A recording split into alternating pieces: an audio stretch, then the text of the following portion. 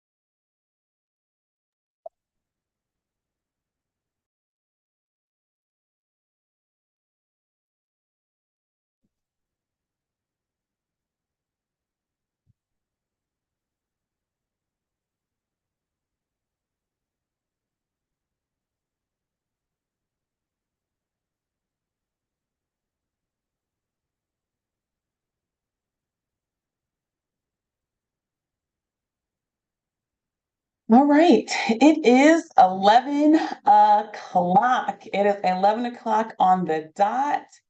I have my two wonderful co-hosts here. I'm super, super, super, super excited. All right, so I want to make sure everything is streaming okay. I think it is. If you guys on LinkedIn can see and hear me, someone put I can see, I can hear. Someone put some fire in the chat, put some emojis in the chat. Let me know that we are on and rolling.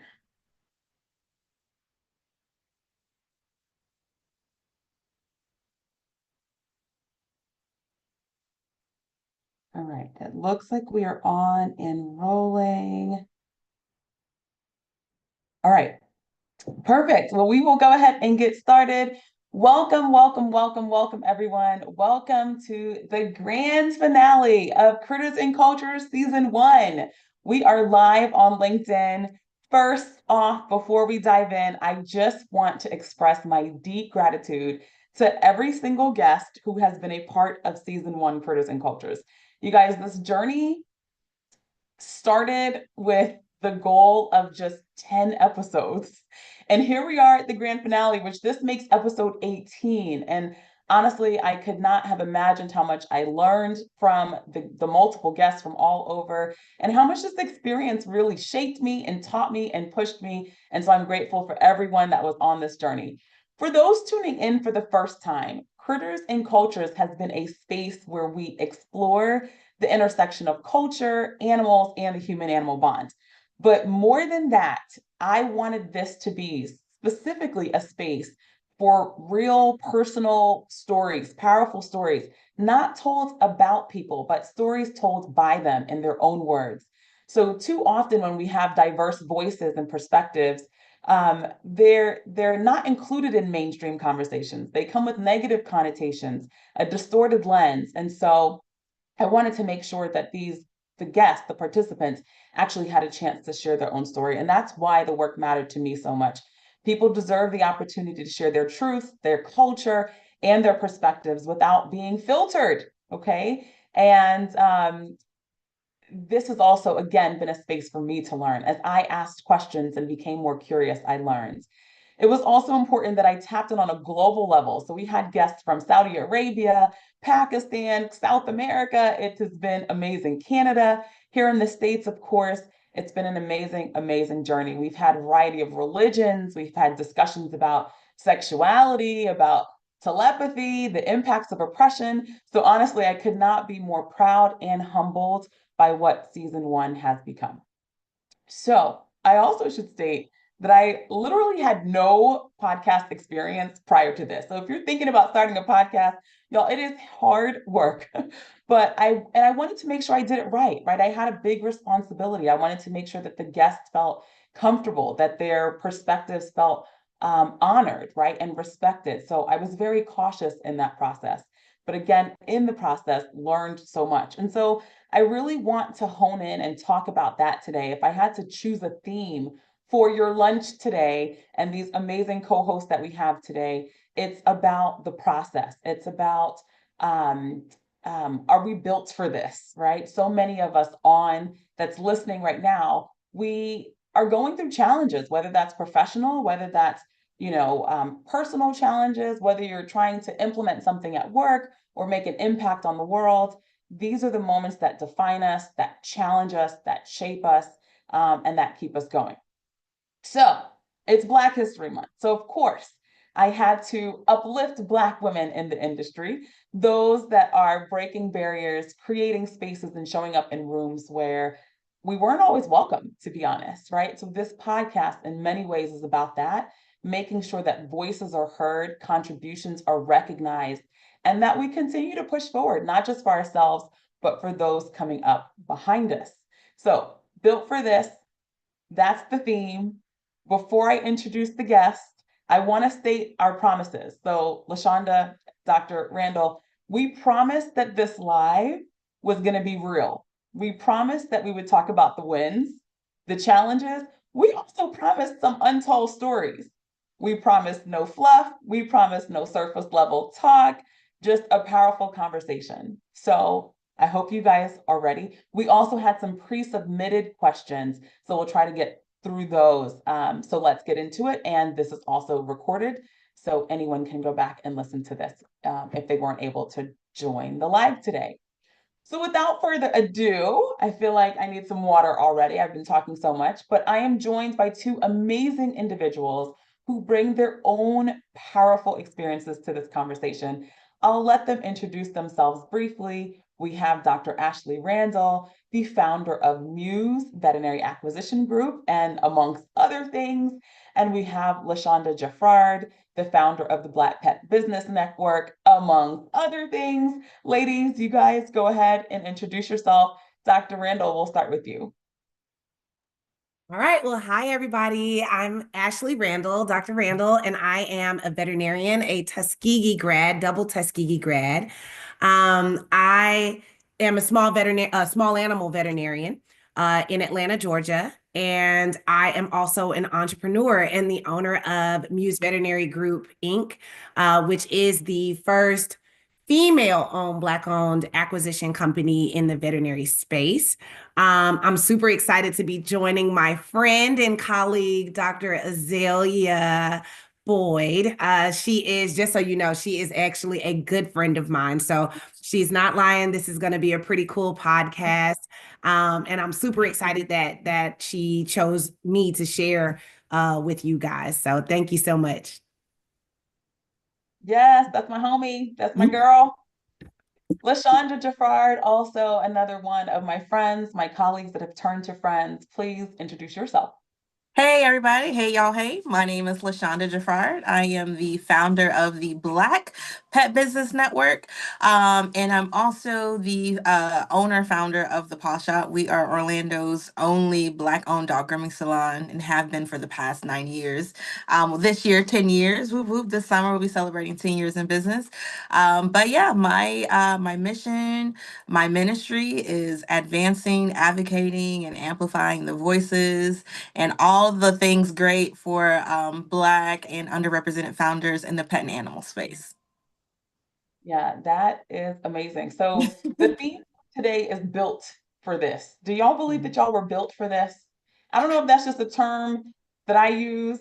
If anybody else uses the term, you guys put built for this. If you've ever felt like you were built for something greater, put that in the chat, built for this.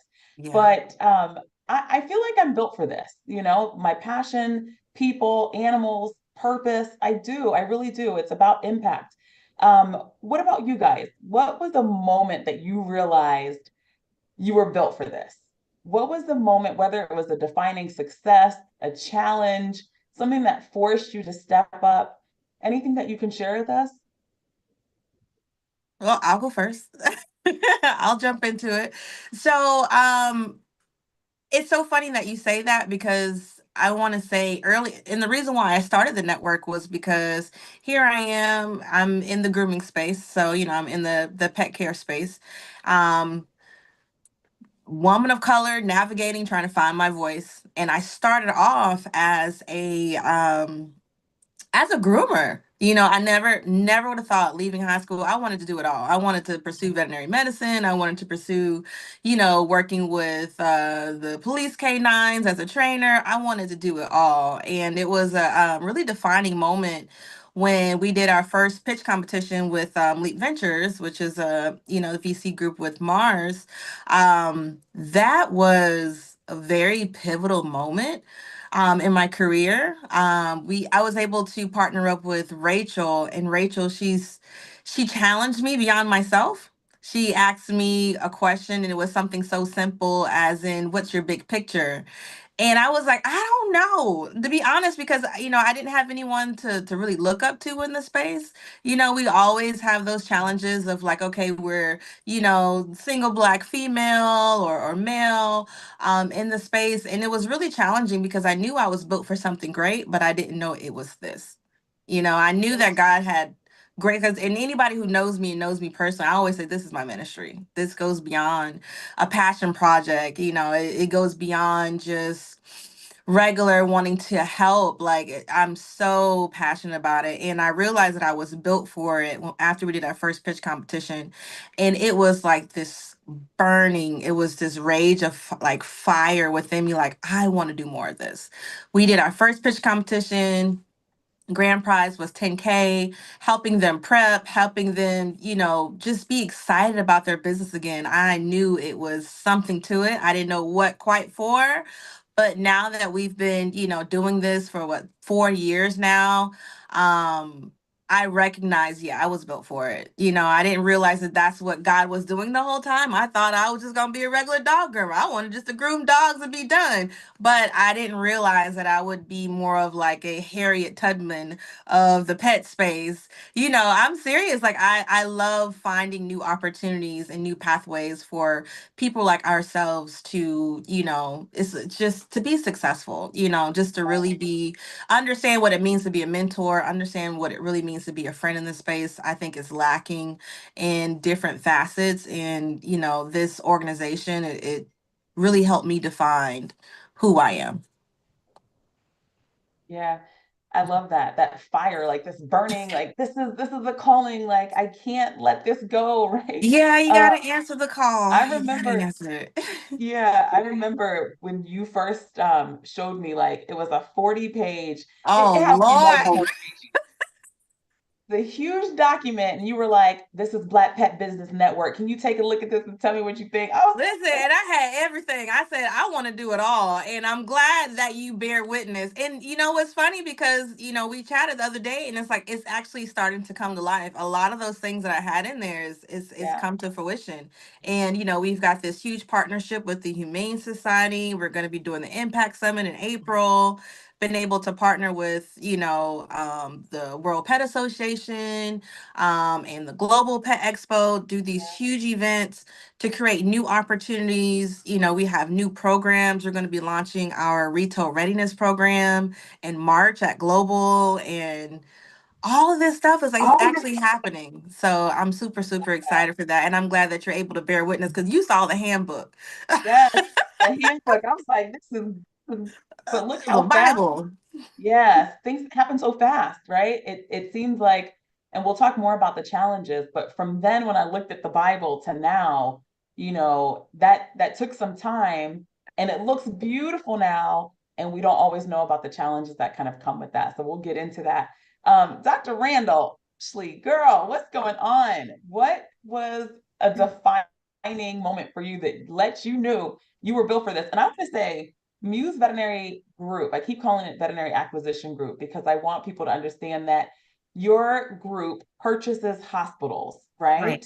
Right. And I don't know any other Black woman that is doing that. So happy Black History Month. Okay. Thank Anyway, you. anyway. But you're purchasing hospitals. So it's similar to like a VCA or Yeah. similar to a Southern Veterinary Partners, right? Yes. You're acquiring hospitals. Tell Right. us So that and what was your defining moment? Because you also already right. owned a practice, built one from the ground up in an amazing community in Atlanta, and here you are now. Yeah, here I am. Yeah, I mean, so for me, defining moments, I have had tons of defining moments as far as my career and just knowing that I was built for the position that I'm in right now. For me, it was a little bit more of like it was a slow burn. So, I knew I wanted to be a veterinarian. I achieved that. I was blessed enough to, work with my mentor for about 6 years after that. And I learned not only the hard skills of being a veterinarian in the medicine, but I also learned a lot of the soft skills, how to talk to people, how to comfort people in their time of need, how to really, really create relationships, lasting relationships with clients, pets, and things like that. And so I took that knowledge, started my own practice, which was West End Animal Wellness Center here in Atlanta. And it had a community approach, a community feel. It was quality, affordable healthcare. Um, and so for me, that process, the process of going through, owning my own veterinary practice and learning how to actually be a businesswoman because I did not know. I had never taken any business classes. I did not know like what I didn't know. And so that whole process was really a trial by fire type situation. And for me, I'm the type of person, I never fail, I always learn. So because I never fail, I always learn. I learned a lot of how to actually run a business, and it became a huge passion for me. And so that is where Muse Veterinary Group was born. I love talking to people. I love to help people understand diagnoses and treatments, because if you empower people, then you get great results. They are able to do a lot of the things. They're able to prevent a lot of the diseases and things like that I was seeing. And so I decided to turn that into a love project, which is Muse Veterinary Group. And so now I'm helping in underserved communities. I'm helping to transition those doctors who are a little bit older, starting to get toward the retirement age. I'm helping to get them transitioned and get those practices turned over, renovated, so that they can continue to be a beacon of light, a beacon, for the community. I don't ever want a veterinarian to not have the chance to retire, to die in practice, and I've unfortunately seen that happen too many times. And so Muse Veterinary Group is a business with a purpose, with a mission of empowering pets and their diverse families through compassionate and culturally responsive vet care. And so again, the big moment was when I realized that there was a gap that needed to be filled. And so I felt like it was on me to fill that gap. Ashley, you said a number of things, but I'm like, I mean, girl, I'm just so incredibly proud. I'm incredibly proud of both of you. Like, I birthed y'all. Yes, I didn't birth right. y'all, but I know your parents Literally. are proud. They're proud. But what I wanted to say about that was, so many organizations right now are trying to figure out that gap, right? Mhm.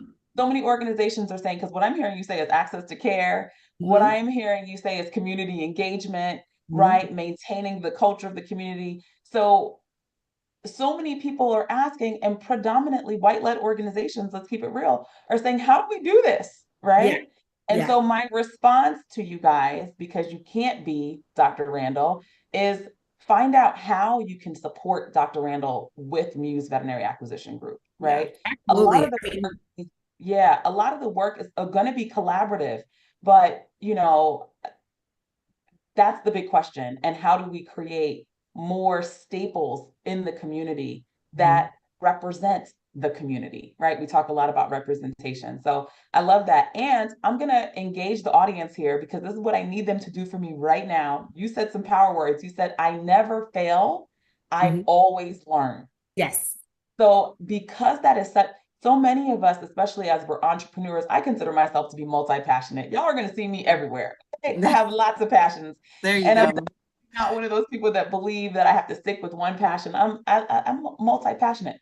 But um, as entrepreneurs, as people, as leaders in organizations, sometimes we're a little bit timid and we are afraid to fail, right? But you Mhm. got to put your foot on the gas. And so I want you guys to put in the chat, I never fail, I always learn. I never fail, I always learn. I absolutely, absolutely love that.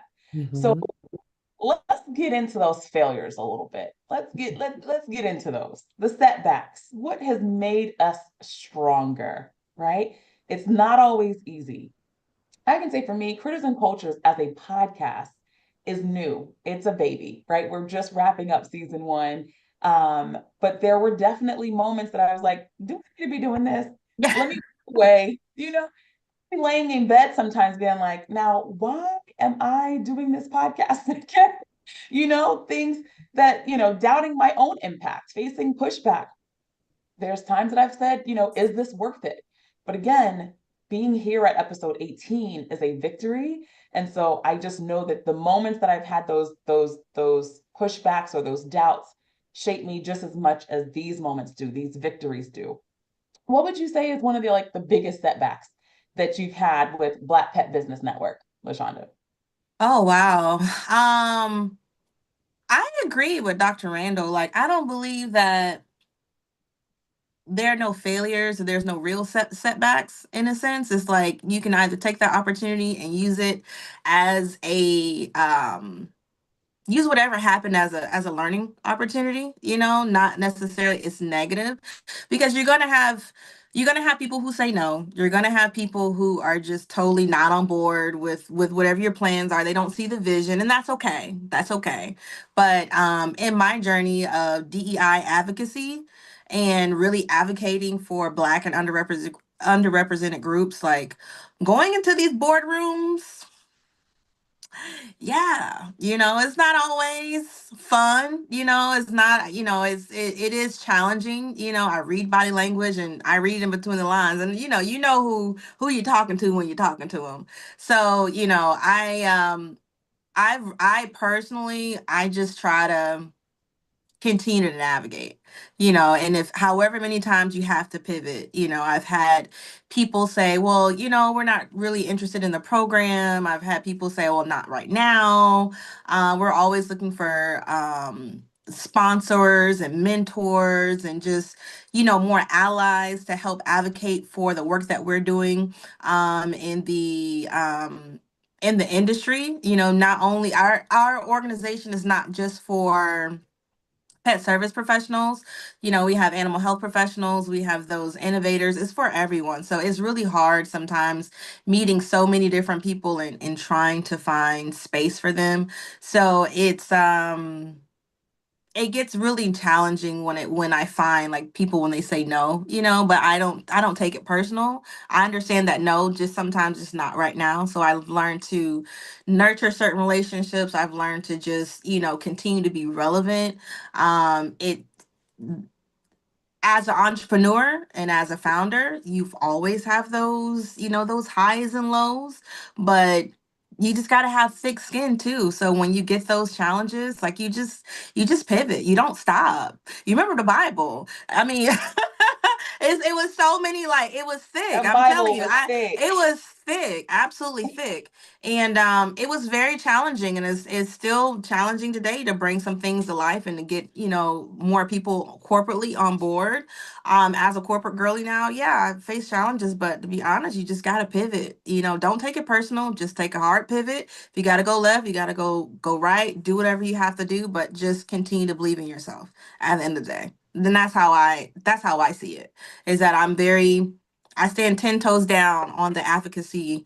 I stand 10 toes down on doing the right thing. And when it comes to just corporate culture and structures, you just got to know when to pivot and how to pivot, but don't take it personal. And that's really how I've overcome a lot of different challenges, how I've overcome a lot of mental and emotional exhaustion. It's just by pivoting.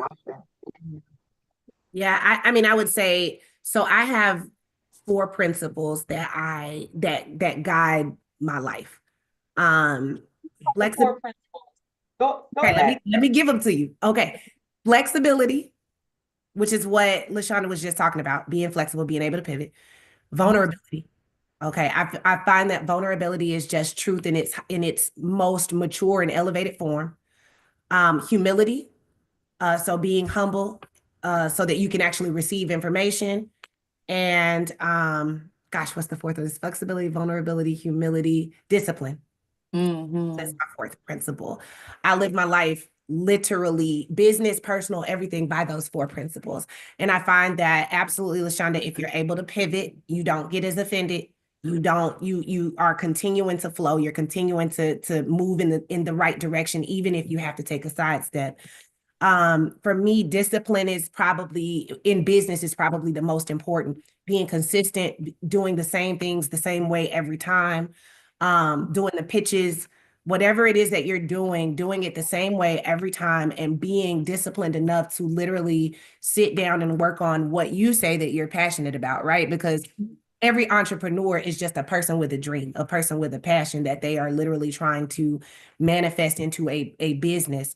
And so it's important, in my opinion, with being an entrepreneur, to set a schedule, to abide by that schedule, to be disciplined in what you're doing, to have the discipline to say no when things are distracting. It's important to be vulnerable and understand where you fall short, right? Like, because none of us are 100% like, nobody is, right? You have shortcomings, you have things, regardless of whether it's because of your experience or whatever, it's important to understand where those shortcomings are. And it's important to say, I need help with this. I don't know this. Can you teach me this?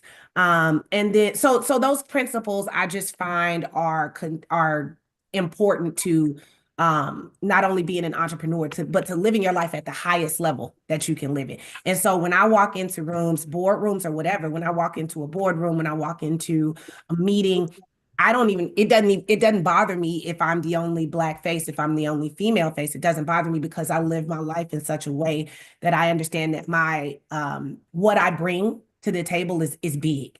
You know, my mission is big. And so if you don't see it, I'm okay with that. You know, Right.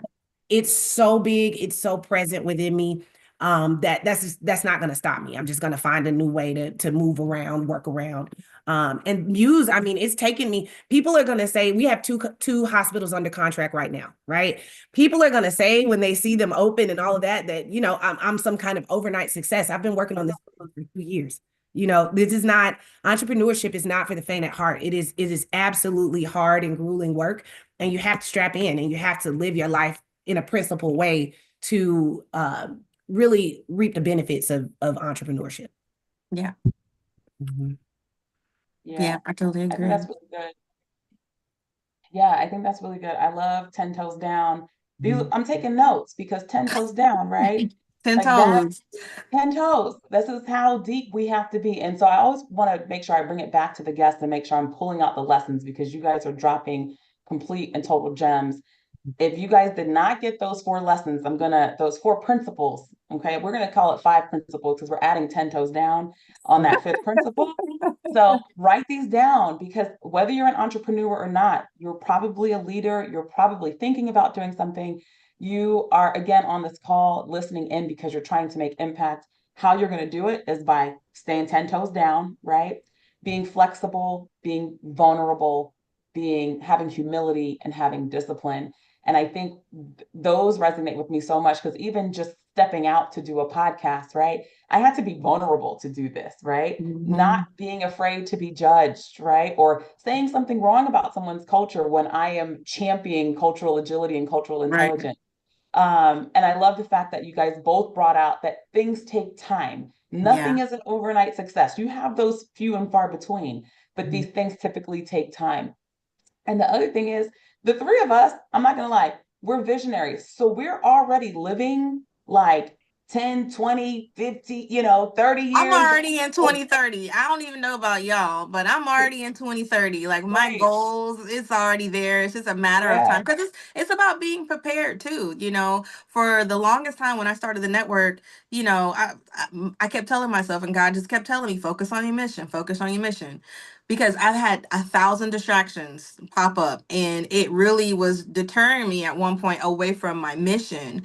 And you know what? And especially during these times, these political and, these times of social injustice, um, it's scary because now it becomes DEI is this political thing. And I'm like, listen, come on, y'all. I've been doing this. Y'all already know my face. I've been doing this. I've been advocating. So this is not a political thing. We aren't here to, make anyone cause any division. But the right thing is the right thing at the end of the day, right? And if you're focused on your mission, no matter what happens around you, continue to stay focused on your mission, nurture the relationships that are nurturing you, stay away from those one-sided relationships and just keep moving forward. Everything else will fall in place in due time, but we have to be consistent and definitely focus on the mission. Mhm. I love that. What about who helps you guys? Who strengthens you guys? Right? No one does this work alone, right? Along the way, we've had mentors, we've had supporters. You've mentioned LaShonda, allies, critics who pushed us. Yeah. I just came out of not too long ago a position at a nonprofit organization that really really challenged me. And I'm gonna say not too much without saying too much because y'all already know.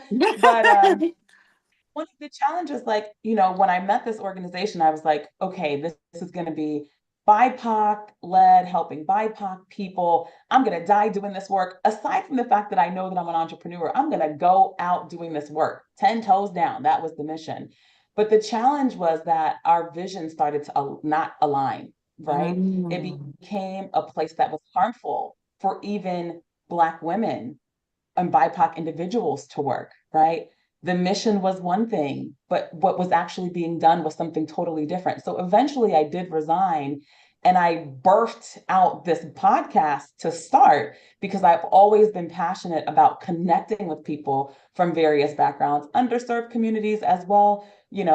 Black communities. I always say Black is not, synonymous to poor, right? But different socioeconomic, religious, sexuality, definitely cultural backgrounds, super passionate about that. And so I'm so excited, though this is the beginning. I saw this 10 years ago, right? But that's kind of a challenge that pushed me to say, you know what, screw all this other stuff.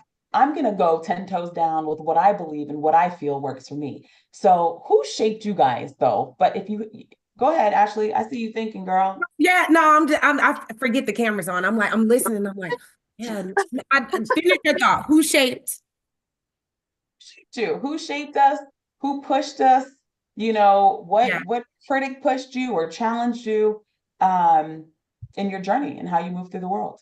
Well, okay, but before I answer that question, the reason I was making that face is because your vision never changed. And I think a lot of times we will we're very hard on ourselves, obviously, everybody is, but your vision never changed, Azalea. What happened was you were in a position that you thought aligned with your vision that didn't necessarily align with your vision. So you moved on and the vision never changed, right? So yeah, you never, what you have going on in your mission and your purpose has always been the same. And that's what we have to remember as entrepreneurs, even when we make wrong decisions, right? Like even if we're making that decision in the name of whatever our purpose and our vision is, it's a learning tool. Maybe it throws you off course from getting to your ultimate goal for like, a year, but it's not your goals never ever changed. It's just the environment changed.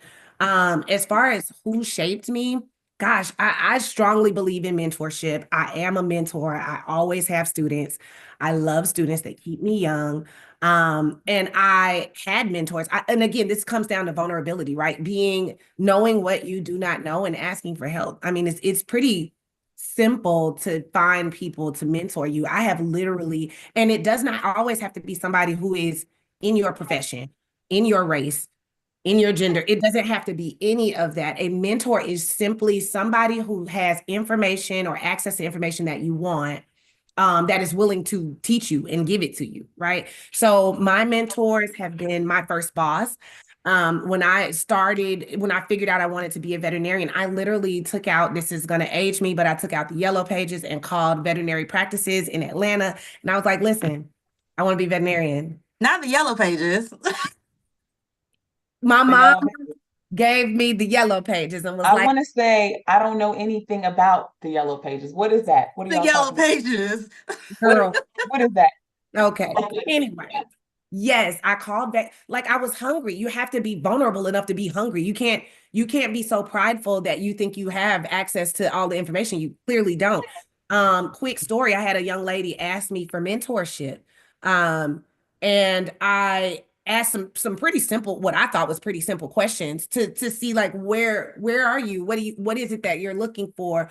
That type of thing. And she was like, "Oh, I don't need to do this." I asked her to write an essay about why she wanted. So for me, I'm the type of mentor and I'm the type of person, if you really want something, you got to show me you want it. I'm not going to just, I give out plenty of information, but I'm not going to take the time out of my day to actually bring somebody into my world and all of that. And they're not the right person, the right fit. They're really abusing the system because they're not really listening to the information. It's not resonating. And I've had that happen plenty. So I asked her, just, write me a little essay, tell me what you want, tell me about yourself, tell me whatever. And she couldn't be bothered with it, which is fine. I'm not I'm not the mentor for you, so Right. yeah, and that's okay. And there'll be somebody who will maybe take you under your wing, but you have to, as a person who wants knowledge, you have to be vulnerable enough to say, this is what I need. Can you help me get it? My mentor, Dr. Will Draper, was probably my first mentor. He gave me my first job. He gave me my first veterinary job. And even though he and I don't always see eye to eye, it was very important for me to have that experience. I've also had a good girlfriend who is a dentist, Dr. Jared Landrum, be my mentor in a space when I was trying to start my business, when I was trying to build up my public relations network and things like that. She mentored me. So my mentors have changed over time and over the years. But it is important. And now I have Dr. Priscilla Bowens, who is Muse General Counsel, and she mentors me in a lot of ways. So it's always important to have somebody who maybe knows a little bit more than you around, so that you can soak up that information. Yeah. Yeah. I just want to be mindful of time. I know we already had a complaint that 30 minutes wasn't enough. I thought it was going to be enough, y'all. I didn't think We're gonna go to 50. All right, we'll go to 11:50 so that everybody can take potty breaks before clocking back in. But LaShonda, did you want to answer that? Did you have anyone pressing that you wanted to highlight right here? Yeah. Well, first I want to say this to you, Dr. Boyd. You were built for this. Yeah. You Y'all were are built for so this. This is a moment where we're gonna love on you for a second. You were built for this. Everything that you have in your mind to do and everything that you have done, it was all a part of getting you here. And you were built for this very moment. You got us together. You're bringing people together from literally all across the world. And you're tying us in places where we probably will never set foot. So you are on just this is just the tip of all the many things that you're capable of. We all have our own books. We all have our own Bibles. I'll let you read mine. But but you were built for this. And definitely thank you so much for just for answering the call and being obedient to God, because what you're doing is what you were being prepared for, and you're just out on your own, and you're just it's gonna be bigger, it's gonna be better, it's gonna be more than you can ever imagine. So definitely thank you, thank you, thank you You see for why I allowing love you us. guys? You see why y'all are my friends? Yes. Yes, Yes. yes, absolutely. Okay, thank you guys so much for those comments. Both of you, truly, truly, truly. Of course, I can get all watery eyed because I'm sensitive, okay?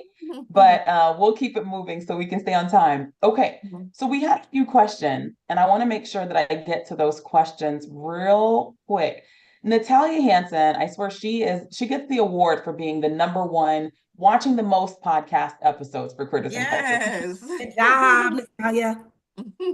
And she's on the live now. I hope she's still on. Her question was in regards to Dr. Quan Stewart. You guys know Dr. Quan Stewart. He's the CNN Veterinarian of the Year. Yeah. He does a lot with the unhoused individuals and protecting their pets with preventative care. She's reading his book, and she said that in his book, he talks about getting pushback from Black men when he pursued veterinary medicine as a Black man himself. The question that she's asking is, have you ever faced pushback from your own communities? Absolutely. Of course. Absolutely. I'm gonna triple that.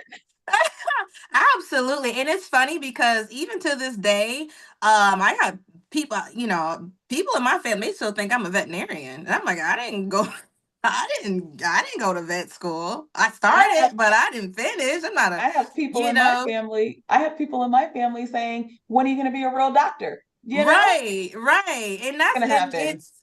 it's crazy, but you get pushback from both, and that's where it comes to just being committed. Because Yeah. I can say, for those who don't know, I didn't grow up with animals. I wasn't allowed to have a pet until I was over the age of 18. I came from a middle class. My parents worked hard, and why I was never allowed to have a dog, that's their business. But I'm grateful that they did everything that they did. And it got me here, and being the black sheep of my family, it was kind of like always picked on, always, oh, you think you're a white girl, that's a white career, you're never gonna, be financially, because when I told my parents that I wanted to pursue a career working with animals, they thought I said I wanted to be a professional clown. So it was like, you know, you finna join the circus. You know, it was like something, because it culturally for us, that just wasn't something that we did. So a lot of the, you know, I'm not even gonna say trauma, but a lot of the bullying, a lot of the criticism, it started first at home for me. Mm. What about you? And then I didn't find my community. When I finally found my community, it felt so good, because I was no longer the only dog lover, the only animal lover. You know, I'm finding my community, even where I can sit and I can have friends and we talk about entrepreneurship, and like even just those things, finding your community, finding your tribe, finding where you fit in. Sometimes your family, you know, not everybody has the opportunity, you know, and ain't nothing wrong with it. But a lot of the challenges that I face and the criticism that I faced early on when it comes to being a woman of color in such a predominantly white field, it came from home for me. That was the first place. Yeah, I started off at home. So, you know, I learned to just kind of dodge and not see it. And like I said, I've just been focused on the mission since I graduated high school. I stopped playing basketball. I was an athlete because I wanted to pursue a career working with animals, and I was 10 toes about it. You know, was nobody gonna make me change my mind, and I pursued it. And as much as it hurt and caused fights at home, and just, you know, I was trying to break up with my boyfriend because I wanted to go to Denver, all these different things. I was committing my entire life to pursuing working with animals. And the greatest opposition I always found was within my own culture, and then the whole thing of trying to fit in, and I don't, you know, like I was a spear trying to fit into this, you know, this cube. It just didn't fit. I didn't necessarily belong, but I was committed to what I had going on, and I didn't let nothing stop me, and here we are.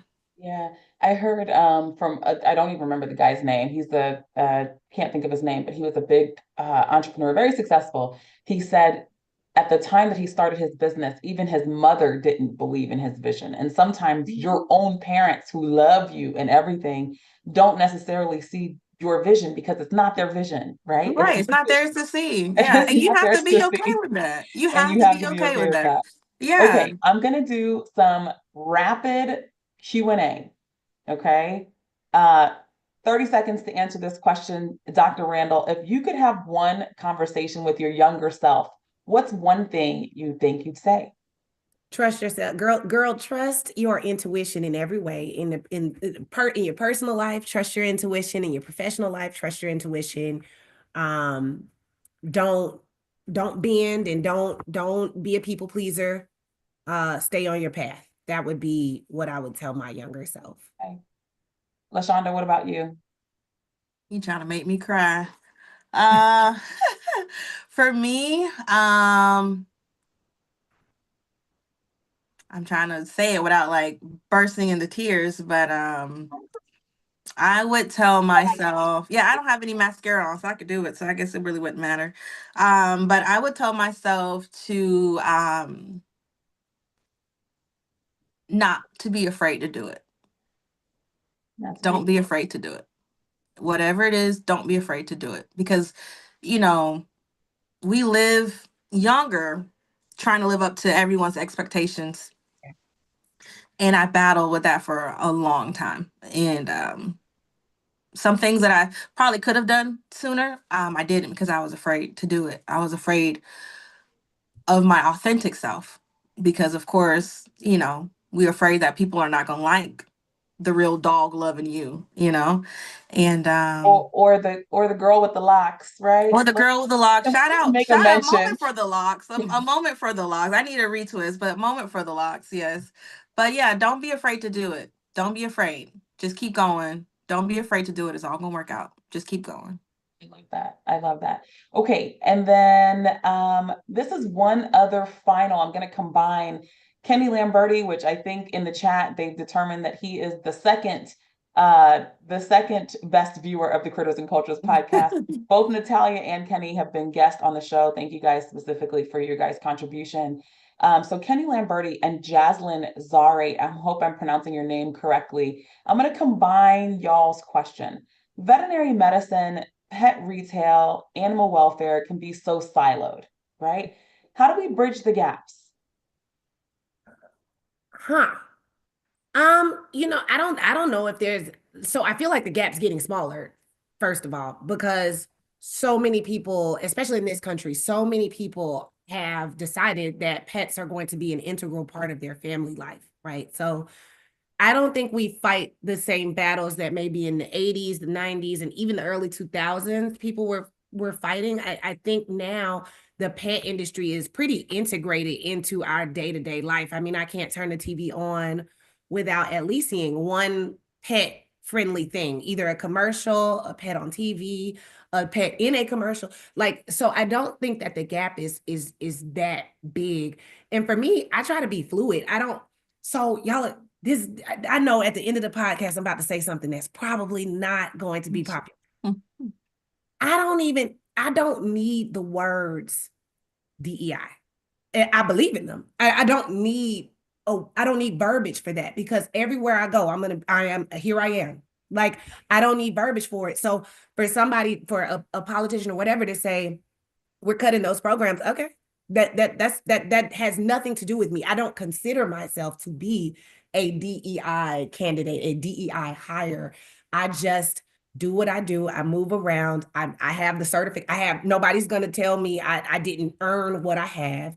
So I don't feel the need for it. And the reason I say that is because so often what happens is that people who are not from our culture take words that we created and gave power to, and then they flip it, right? And they use it for some negative. Woke, DEI, CRT. Like they're words that we created, or terms that we created and that we are using, but they are using it for bad. And they're using all those terms to basically really say black or brown. Like that's really what they're using it for. So I try not to use certain terms, because here I am. I'm here. So it has nothing to do with DEI. That's just me. I know that there is a lane for it, especially in institutions, for sure. There's a lane, and there needs to be a lane that continues to stay open for people of color. But I don't like putting language. I like putting language to everything else. I don't like putting language to that, because it can be taken and mishandled. If that makes sense. And I think a lot of people that have been working in that space using those words are now seeing exactly that you actually don't have to use those words. Oh, am I still there? Yeah, that you actually don't have to use those words. It looks like, Ashley, can you hear me okay? Okay, she looks like she's having some trouble, but I'm going to say, okay, I'm going to say that was completely and entirely unfair to drop at the last 2 minutes of the podcast. That's a whole episode, okay? We have Shalina in the chat saying, amen, Ashley, DEI was hijacked and they could have it because we gonna continue to do the work, right? Yeah. And I 100% understand, resonate, feel that. You guys, I hope that this episode was useful, beneficial, helpful to you guys. This conversation doesn't just end here. If today's conversation resonated with you, share it, tag someone who needs to hear it, tag the organizations. I would love to, I have Muse, I'll put that in the chat. I have the Critters and Cultures YouTube link. I'll put that in the chat, as well as my website. LaShonda, if you can put yours in the chat, that way I can share it with everyone. Get in touch with us, keep pushing forward. These are the moments that I live for. I live for these moments right here. They're moments of reflection, they're moments of connection, and they're moments that make us stronger. So a huge thank you to both of you for joining at a very short notice and dealing with my spasticness, if that's even a word. And again, a huge thank you to my guests, to all of you who've supported Critters and Cultures this season, and to everyone showing up for work that matters. I am going to add everyone's links in the chat here for you guys, but then I have to, hopefully that all came out okay. I have to end with what I've always ended every episode with. I'm going to be corny and do this, okay? All right? Thank you guys for joining us on another episode of Critters and Cultures, where we explore the deep connections between humans, animals, and the world around us. Remember, every person has a story, every creature has a story, and every culture has its wisdom. Until next time, stay curious, stay compassionate, and keep discovering the wonders of our shared world. Thank you, Ashley. Thank you, LaShonda. Thank you for the viewers today. And we'll see you next time on season 2. Y'all have to conjure me up some season 2 guests. I got you, We'll girl. have to start that DEI conversation again in season 2. That's gonna have to be a in between season 1 and season 2, because Yeah. people want more of that. A summer school session. A summer school session, right? Yes. All right. Love you guys, and thank you guys so much for being here. All right. Bye. Thank you for having us.